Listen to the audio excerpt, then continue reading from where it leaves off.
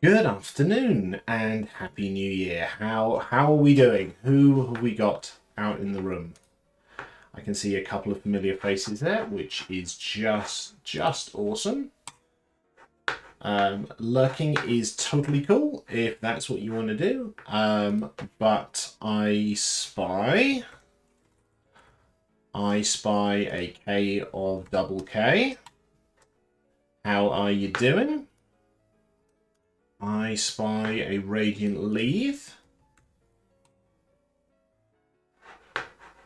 I hope you are well. I hope you've had a good festive break, whatever form that may have taken. Um, I'm just going to turn my music down ever so slightly. It's just a little loud in my ear. It's probably fine for you, but it's just a little loud for me. That's fine. That's fine. That's fine. So yes, how are you all doing? Um, meant to do a stream the other day, but it just didn't quite work out. It's been a slightly crazy Christmas break, as I think they always are. I think for a lot of people they are, and certainly with 2023 not being the best of years, to be honest. I think it was even more so. It's just everything's just been a little bit chaotic in the Bradshaw household. Family stuff, mostly chaos continues, but we're getting there. We're getting there with that. But just it's finding the time and finding the energy as well. I wanted kind of the first one of these of the year to for the batteries to be recharged. What I didn't want to come in was go, oh, here we go, right, yeah, lunchtime chat, blah, blah, blah. No one wants that. That's kind of shooting myself in the foot. So here we are. We're here.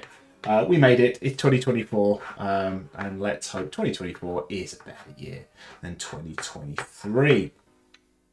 So, my Christmas was, the main thing about I think people talk about this. Christmas changes as you grow up, especially if you then have kids. You go through this phase where Christmas as a kid, you get it's the presents and all of that and stuff like that. You get a bit older, and it's more about the people, I think, and it's less about the presents you're getting, and I always look forward to seeing how other people will react to things I've got. Then it sounds a little egotistical, but it's nice. You want to see that face light up when you've got something nice. And I'm now into this other new phase, which is Christmas with a toddler.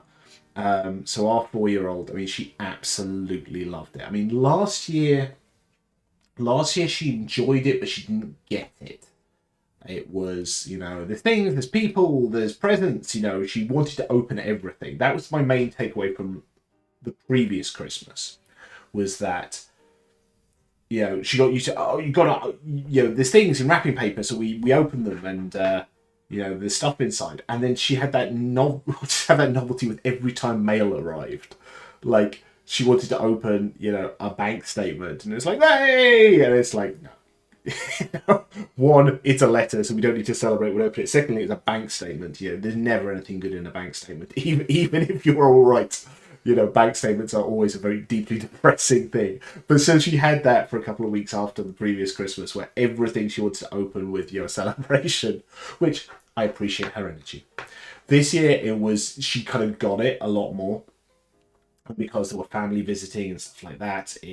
She really, really had a great time. But good grief, trying to get her to sleep was a nightmare. It's been kind of rough of late anyway, because she has congratulations, you got a credit card bill. Exactly. It's just what I've always wanted. And hello, Photostar. I will have a shout out. We have a small audience here. We are a small community, but it's only fair to give you a shout out as well. But yeah, trying to get our little one to sleep recently has been a nightmare. She has got so much energy, and she's at this age, and I think this happens with a lot of kind of 3 and 4-year-olds, and potentially beyond. Oh God, help me if it goes beyond. But she reaches when she gets really tired. One, she gets clumsy, and because she's got a lot of energy, that means she's accident prone.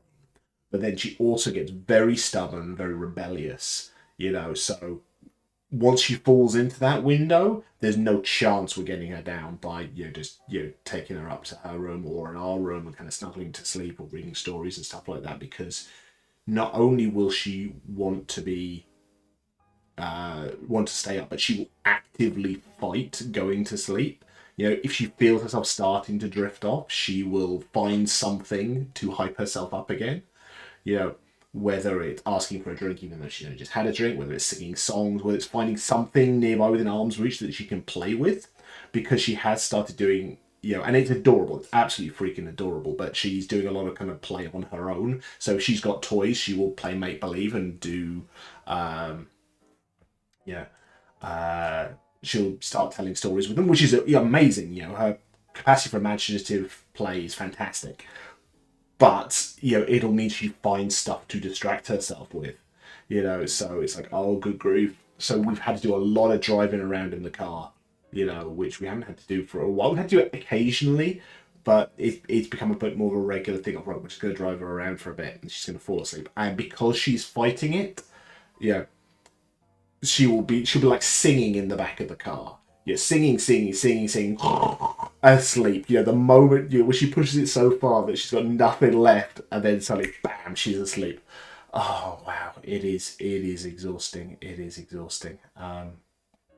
Hello, Odd Please. How are we doing? You have a shout out. You have a shout out. You have a shout out. No, it is. I am feeling kind and generous. So let's everyone have a shout out.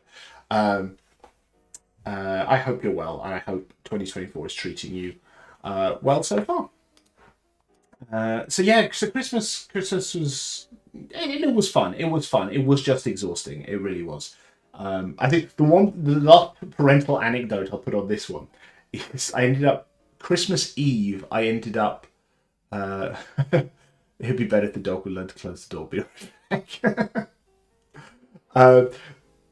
I ended up texting my dad at like 11 o'clock on Christmas Eve because I was doing a thing I know he did for me, which was, kids are asleep. So in my case, kids, singular.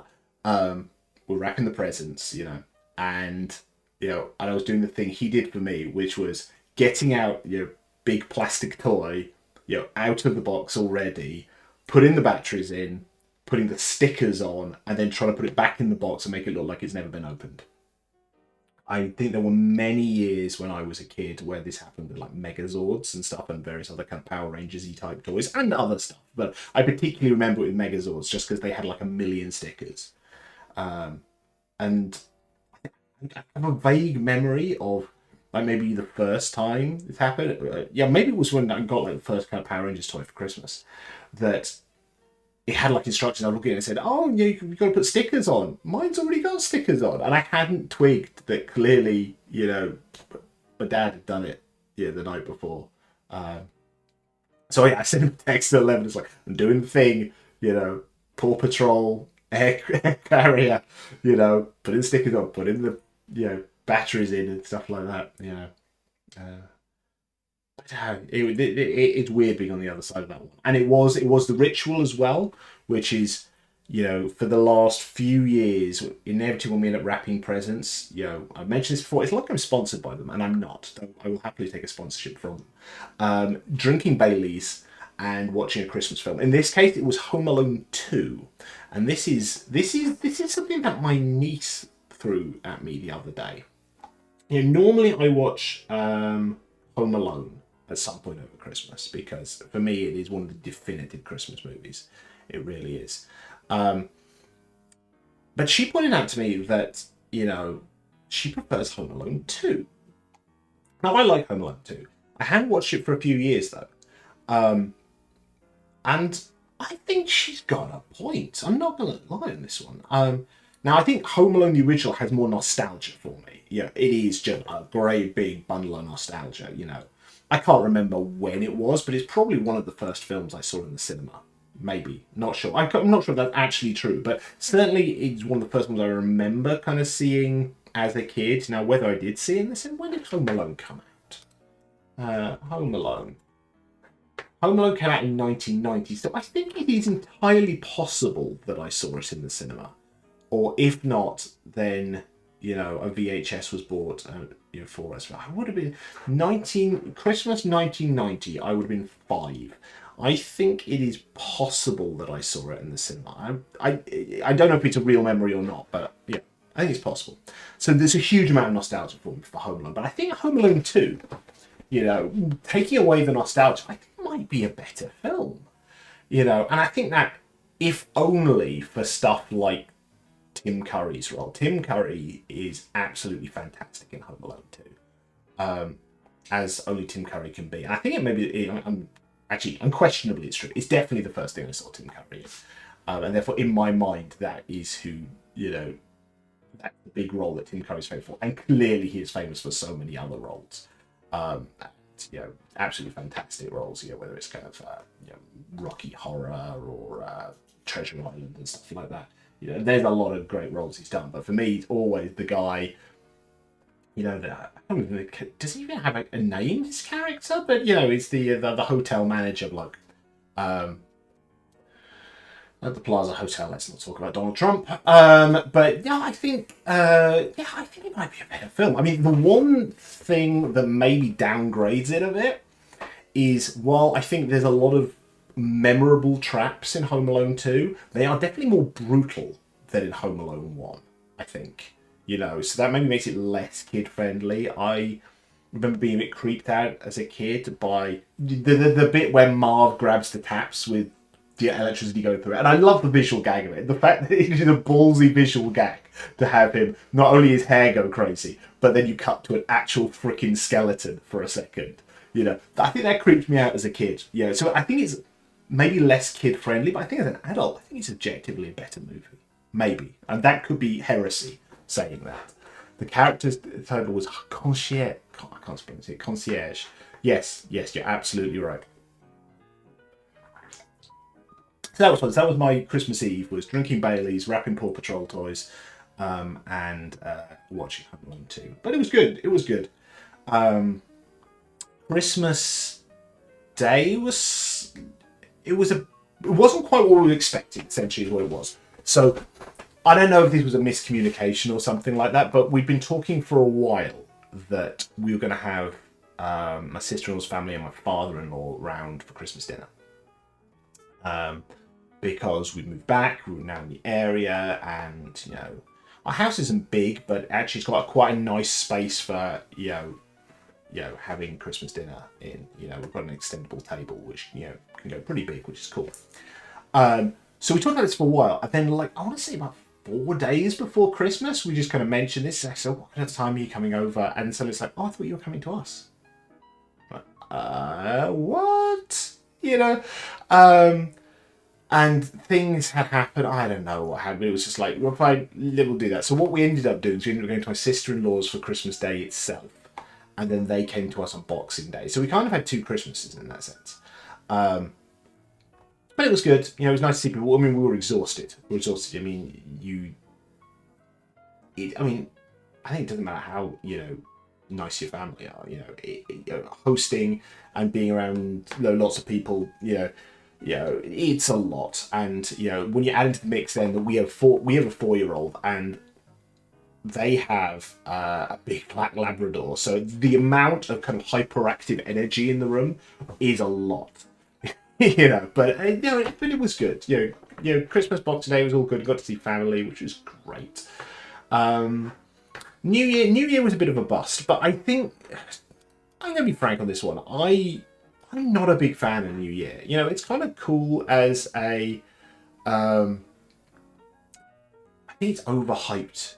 New Year. I think if you go somewhere and do something and make a genuine event of it, not just we're going to this party or whatever.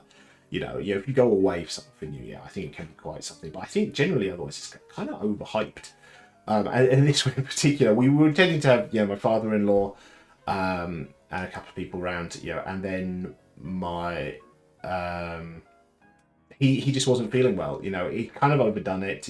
I'm not going to go into specifics on this one, but he's not terribly well, and I think in the previous days he'd overdone it a bit over the festive season, and therefore we've spoken to him that morning of Christmas Eve, no, New Year's Eve, and he seemed in good spirits. And he got to us at like about 10 o'clock, and he just seemed really rough, and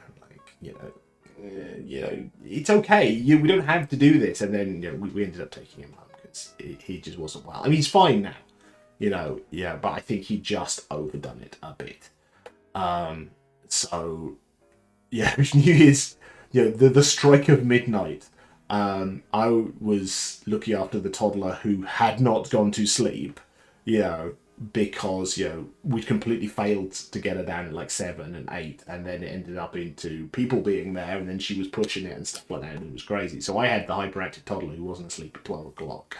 My wife was driving home my father-in-law. So I had Jules Holland on in the background. You do the countdown, on speakerphone. So it was a slightly weird, midnight itself, but and New Year's Day is always kind of a meh day to me. Again, unless you're away, there's just nothing in the tanks. So New Year's, like I said, was a bit of a bust itself, but oh well. But feeling better now. I always say family is lovely, family is a lot. Agreed.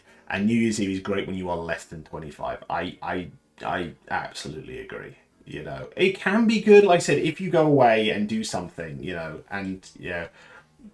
but it's just the hype for the sake of hype, I find. But that's me. And I'm a miserable old bastard. That's it. But oh well. How are your festive seasons? I mean, I hope, good. I mean, obviously it's a lot going on and it is an emotional time. I mean, there's some people sadly forget that, while for some people it's like, yay, family. Some people it's like, oh my God, it's family. And especially if there is stuff going on, it just brings everything to a head. So it can be a kind of fraught season. So I hope yours went as well as can be, in these trying times. Well, there we go. Right, swig of drink. Right.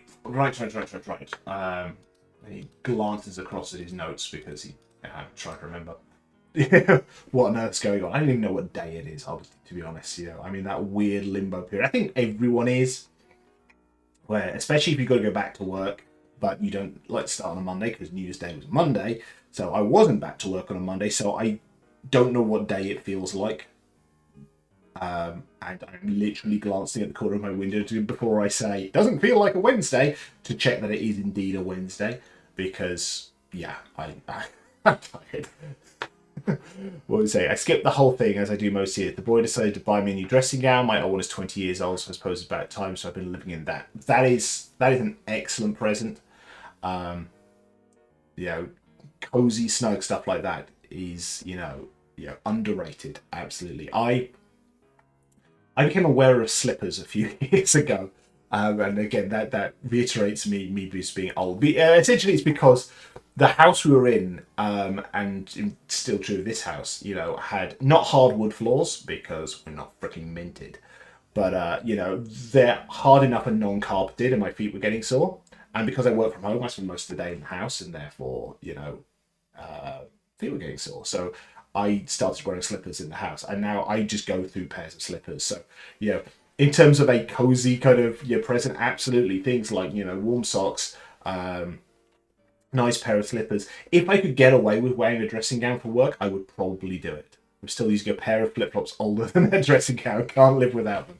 Absolutely. I'm surprised they are still intact, or are they held together by sheer force of will alone?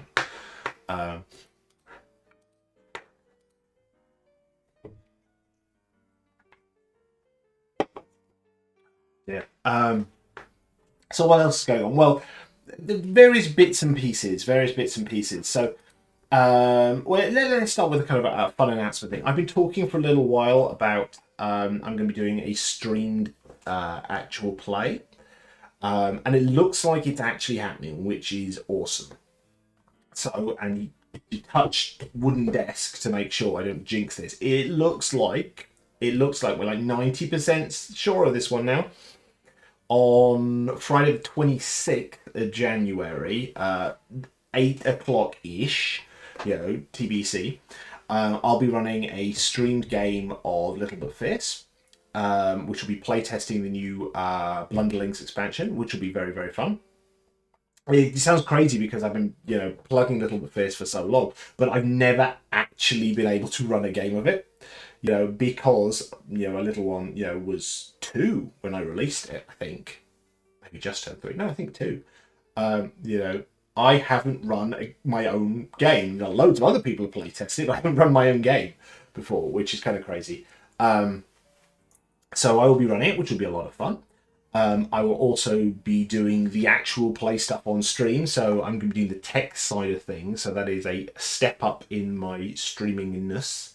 So over the next week or so, I need to start looking at overlay stuff related to that, which is fine. I've done enough kind of tinkering with, all of this that I think I'm okay making the overlay itself. There's just a couple of tech bits on it I need to iron out, which is I need to figure out what I'm going to use for the call itself. So it's going to be myself and 4 others. So I understand you can do Discord video calls. I've not tried it before, so I will have a look at that. I'm going to need to do a tech test on that one and see, does that all work in terms of, everything I need to do. And then I need to figure out all of the right. I need to have that source here and crop it down to be just them. That source here, crop it down to be them, etc., etc.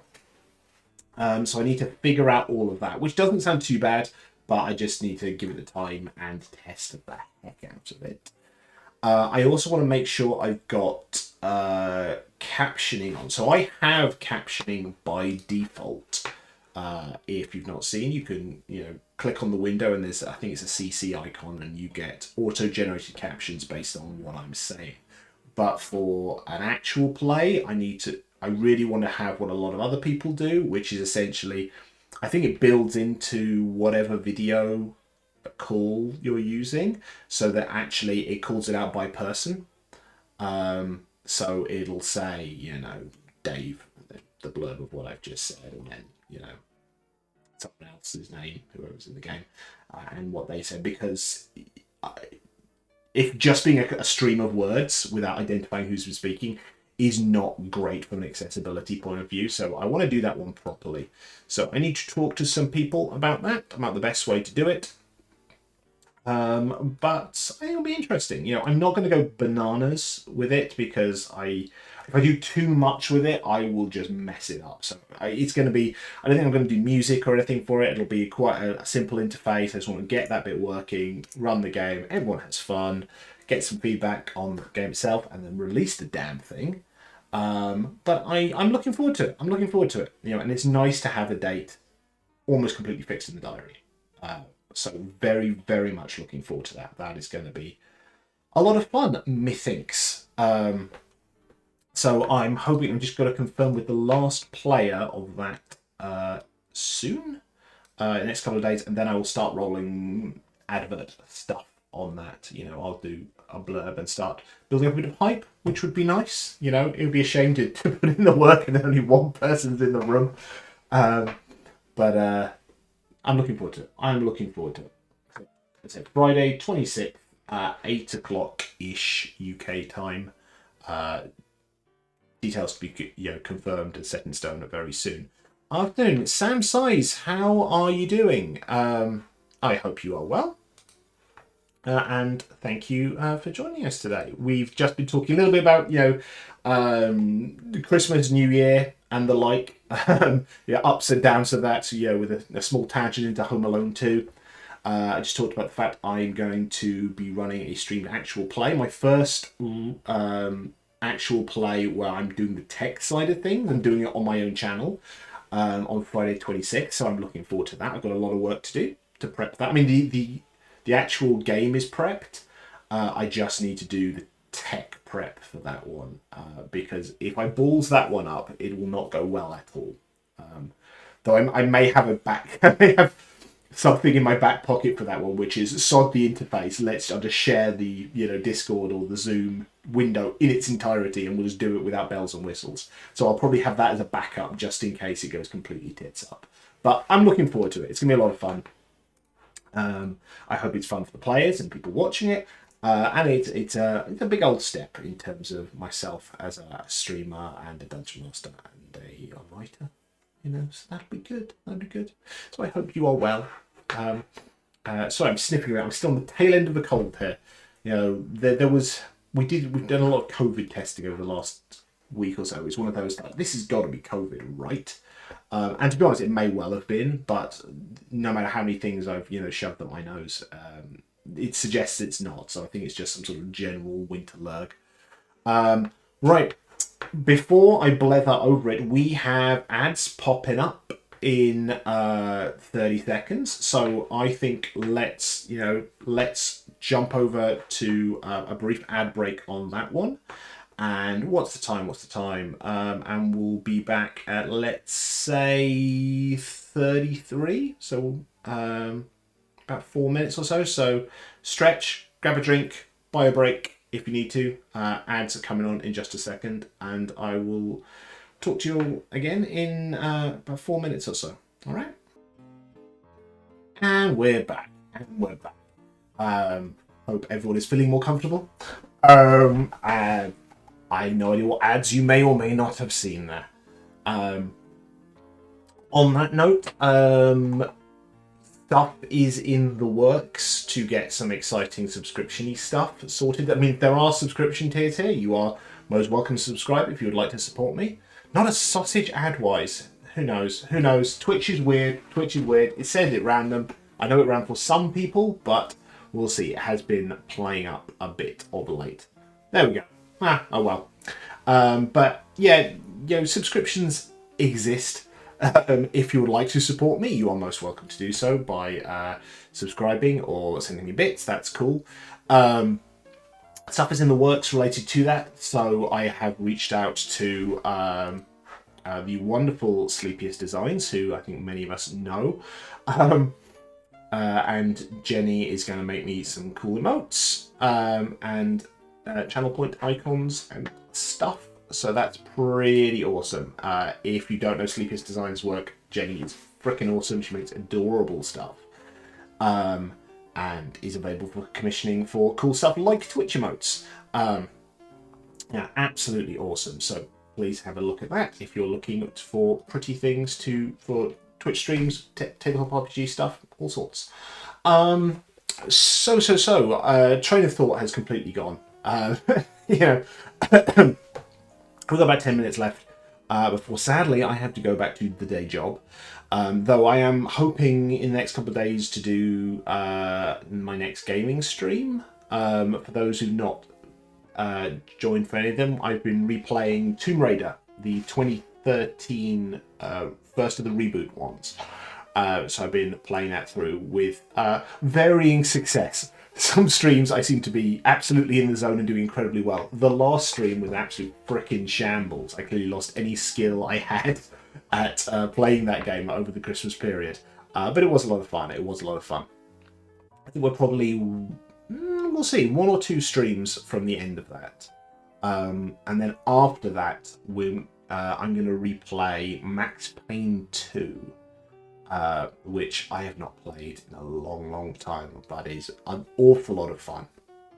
If you've not seen or played the Max Payne games, the first two, they're action shooter games with some kind of bullet timey stuff, but the main thing that makes them great is they are kind of film noir-ish, that's not a phrase, film noir-ish,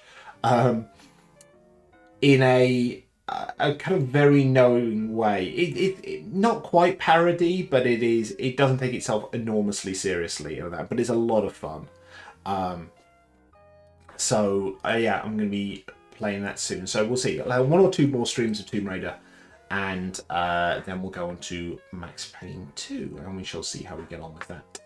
I may well do another lunchtime stream this week. If I do, it'll be Friday, in which case that will probably be lunch chat and some sort of tabletop board game, and we'll see what it's going to be. Hopefully not a repeat of something, but I managed to pick up a couple in the Steam sales, so I've got a few options on this one, and we'll see, what we want to play for that one. Yeah, got a few options there, which would be nice. If there are any you would like to see that are available on Steam and for Mac, I will gladly take recommendations on that one. But ideally something that can be played in about 45 minutes to an hour. There are some big box game Steam versions of tabletop board games less likely to be played in a lunchtime chat. The other thing that I am going to be doing as a gaming stream at some point soon is I've picked up the Steam version of the classic fighting fantasy book Warlock of Firetop Mountain, which I wouldn't go so far as to say it was my kind of gateway into role-playing games, but it was definitely in there at the time. The gateway for me was probably going into kind of Warhammer and stuff like that, and then Warhammer Fantasy roleplay. But my brother was a huge fan of fighting fantasy adventure game books. I played a few of them, and then we played an awful lot of advanced fighting fantasy, which was a lot of fun. So I am looking forward to doing that on stream. I will be narrating that as we go, so I think that could be a lot of fun, and I will gladly take audience participation on the ridiculous things we should do when completing that game book, because it is an absolute classic, that one. So I think that's going to be a lot of fun. Date TBC on that one. I may just do it on a whim at some point. We shall see. So the last thing before let's do it again, I start a sentence and take a sip. I need to stop doing it. The last thing I was going to talk about on this one is, and I know there's some people out there who do this as well, was a little bit about Duolingo. So I've been using Duolingo for a while now. My streak is something ridiculous on this one. But I kind of go through phases of, doing a lot of it, or just keep the streak going by doing the minimum amount possible. But I'm very intrigued by the recent stuff they have done with Duolingo. So I've been using Duolingo for a while. I have a ridiculous streak. It's like 1,800 days or something like that. It is somewhat ridiculous. I wouldn't have managed it if I want the family subscription. My mum bought the family subscription for it because my brother-in-law and his family have like Ukrainians staying with them, so they're all doing Duolingo to be kind of, Ukrainians learning English and them learning bits of Russian and stuff like that. So if it weren't for the streak freezes you get from that, I would have lost that streak a long time ago. So I mainly used it for Spanish. I did GCSE Spanish back in the day, and I remember a reasonable amount of it. So I've used it a lot for, re-cementing my Spanish. Russian or Ukrainian. They've been learning a lot of Russian because while I think they do speak Ukrainian, it's not the language they use the most. So yeah, they're naturally Russian speakers, but I know that I don't know bits and pieces of this. I think because if they've got 3 visitors, essentially 3 generations of the same family, and I know that the mum wants their daughter, I think, to actually learn Ukrainian, even though they speak Russian and the grandmother speaks Russian. I think they're wanting to learn Ukrainian. I think there's quite a drive on that, to actually, because of everything, obviously, I don't need to go too much into the politics of this one. Actually, in terms of cementing Ukrainian culture, and equally, it's the first year that they've celebrated Christmas on the 25th. Again, about moving away from Russian culture into Ukrainian culture. So that's a lot. Yeah, I'm very late in the stream to be getting into politics, but yeah. So I've been doing Spanish for a while on that one. I've dabbled a bit into Nordic languages as well, just out of interest on that one. But the one I've been doing of late is recently, for those who don't know, they recently added maths and music as Duolingo on there. Now, I'm curious about the maths one, not because I need to learn it, because I'm an ex-maths teacher, but I'm very curious what they've done with it. in terms of what skills they're practicing and the like, you know, especially because I think it'll be a very useful tool when my little one goes to school, you know. I think that will be very useful, and I'm curious about what that does. But I've been doing the music one, which is interesting because I have an interest in music, but I never played a musical instrument. I never learned to sight read or anything like that. So I was very curious about what that would be and what it would look like and how it would do it. So I made an attempt at Dutch many years ago, and apparently my "Can you pass?" it was a lot closer to "Can you pass the mother-in-law?" Nice. Oh dear. Oh, what was the one I saw the other day? It is Spanish, this one, isn't it? If you say Happy New Year, but don't say años and say anos instead, it's like Happy Butthole rather than Happy New Year. Yeah, pronunciation is important. Oh dear, train of thought is just derailed. Yes, so the music one. So that's been interesting. So if you've not tried it, especially if you're not a musician, I think they've done a pretty good job of it. So it starts you really simple. Like literally you build up on notes. I think you start off with literally like the note C. You learn to recognize where it goes, you know, on the stave and stuff like that. You learn to recognize what key of the piano is a C. You start to get, you know, listen to the sound of it, and you're starting to do kind of the rhythm and stuff like that in kind of 4/4 time. And then slowly introduce. You add D, you add E, you add F. I literally last night I introduced G, and so you're playing the piano on your phone or whatever. And I think it's working. I think they got the speed of it about right on this one, in that it's not bombarding you with too much, and I feel like I'm getting there with it. I mean, I'm still very much having to react to it, you know, like, oh no, that's not an E, that's an F, you know, and hearing it, you know, yeah, I can hear it go increasing and decreasing in pitch, but, you know, be able to go, that's an E, just by listening to it. I'm not quite there yet, but I'm getting there. So I think they did a good job with that. I will see where it goes on this one. I mean, clearly I've got some letters left of the alphabet. But I'm very curious. I think they've done a good job on that one, so I'm going to crack on with that one, and I'm really enjoying it. You know, I was hitting the wall with the Spanish on that one. That actually, because I wasn't dedicating enough time for it, it was just going to be a challenge each day to do it. Whereas I am really enjoying the music one, so we'll keep going with that, and I'll kind of report in on how that's going. But I'm very much enjoying it, and if you are a Duolingo user, or even if you're not, have a look at that one. I think they've done a good job with that. And certainly worth a try.